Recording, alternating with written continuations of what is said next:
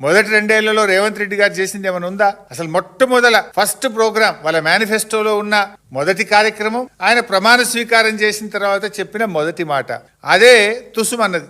ఏం చెప్పింది వాళ్ళ మేనిఫెస్టోలో? ముఖ్యమంత్రి గారు తన కార్యాలయంలో ప్రతిరోజు ప్రజల్ని కలుస్తాడు, ప్రజా దర్బార్ నిర్వహిస్తాము అని మేనిఫెస్టోలోని మొదటి పారాలో చెప్పారు. చివరికి జరిగింది ఏంది?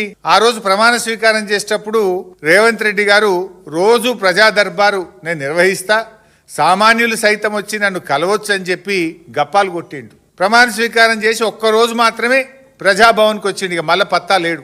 తెల్లారి నుంచి మళ్ళీ ప్రజాభవన్కు రాలే.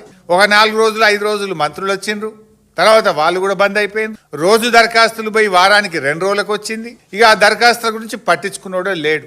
అంటే బిల్డప్ బాబాయ్ ఈ రేవంత్ రెడ్డి చెప్పిన మొదటి అబద్ధం ఇది. మేనిఫెస్టోలో కావచ్చు, ప్రమాణ స్వీకారం చెప్పిన తర్వాత ఈయన గారు చెప్పిన మొదటి అబద్ధం. ఇక్కడితో స్టార్ట్ అయింది ఈయన ప్రయాణం.